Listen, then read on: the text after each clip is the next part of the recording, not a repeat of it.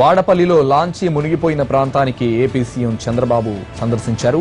ఘటన వివరాలను, గాలింపు చర్యల వివరాలను అడిగి తెలుసుకున్నారు. అక్కడే ఉన్న బోట్లోకి ఎక్కారు. ప్రమాదం ఎలా జరిగిందన్న దానిపై బోట్లో చంద్రబాబుకు వివరించారు అధికారులు.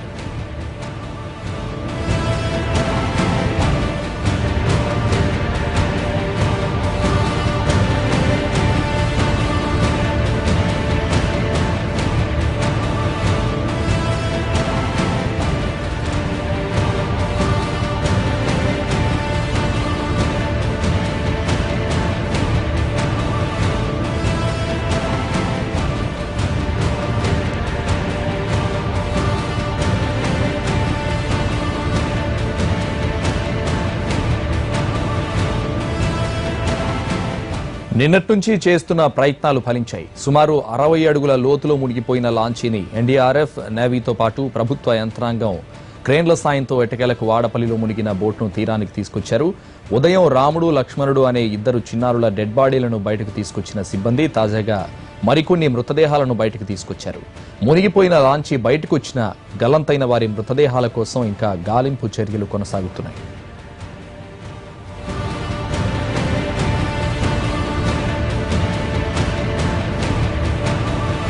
బోటును తీరానికి చేర్చిన బోటు అద్దాలను తొలగిస్తే గాని ఎంతమంది చనిపోయారు, అందులో ఎన్ని మృతదేహాలున్నాయనే విషయం పూర్తిగా తెలుస్తుంది. తాజాగా బయటపడ్డ మృతదేహాలను గుర్తించేందుకు ప్రయత్నిస్తున్నారు. గుర్తించిన తర్వాత స్పాట్లోనే పోస్ట్ మార్టం నిర్వహించి డెడ్ బాడీని బంధువులకు అప్పగిస్తామంటున్నారు అధికారులు.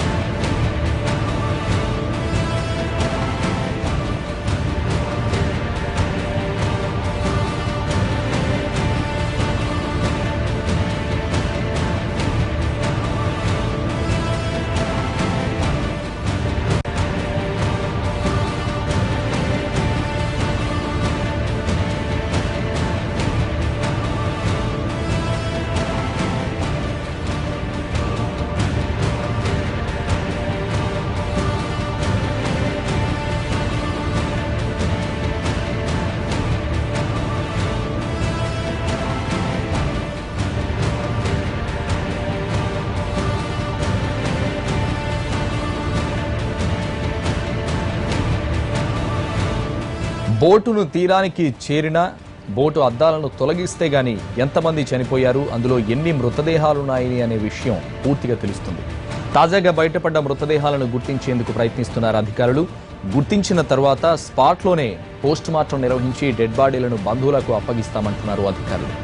ఒక్కొక్కటిగా బయటపడుతున్న మృతదేహాలను గల్లంతైన వారి కుటుంబాలు చూసి కన్నీరు మున్నీరుగా విలపిస్తున్నారు. దీంతో వాడపల్లిలో విషాద ఛాయలు అనుకున్నారు.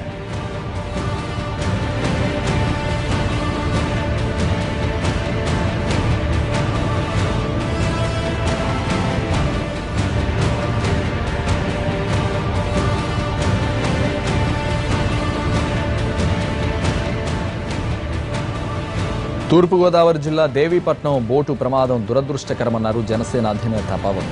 ఎన్ని ప్రాణాలు పోతున్నా సరైన భద్రతా చర్యలు ఉండడం లేదని ఆవేదన వ్యక్తం చేశారు. విదేశాల్లో చాలా సెక్యూరిటీ చర్యలుంటాయని, కానీ మన దేశంలో మాత్రం ప్రజల ప్రాణాలంటే విలువ లేదంటున్న పవన్తో మా ప్రతినిధి కార్తిక్ ఫేస్ టు ఫేస్. రాజధాని తిరుపతిలో జనసేన పర్యటన కొనసాగుతూనే ఉంది. ఈరోజు 5వ రోజుకు చేరుకుంది. అయితే ఈ రోజున సెట్టిపల్లి గ్రామస్తులతో పాటు అభిమానులతో కూడా ఆయన భేటీ కానున్నారు. అయితే ఈ నేపథ్యంలో మనతో మాట్లాడడానికి జనసేన ఉన్నారు, ఆయనతో మాట్లాడదాం. సార్ చెప్పండి సార్, 5 రోజుల పాటు తిరుపతిలో కొనసాగుతుంది మీ పర్యటన, ఎలా ఉంది సార్ మీ పర్యటన? ఇది ముఖ్య పర్యటన అటు శ్రీకాకుళం జిల్లా నుంచి ఉంది. ఇవన్నీ ఎప్పటి నుంచో రావాల్సిన అడ్రస్ చేయాల్సిన సమస్యలు అవి నేను ఇక్కడ తీసుకొచ్చినాయి. అలాగే నిన్న జరిగిన బోట్ ప్రమాదం, పోలవరం మండలంలో జరిగిన బోట్ ప్రమాదం నాకు చాలా బాధ కలిగించింది. మన భారతదేశంలోనే ప్రాణాలకి విలువ ఉండవు. అదే విదేశాల్లో ఈ పశ్చిమ దేశాల్లో ప్రతి ప్రాణానికి చాలా విలువ ఉంటుంది. బోల్డెంత సెక్యూరిటీ మెషర్స్ ఉంటాయి.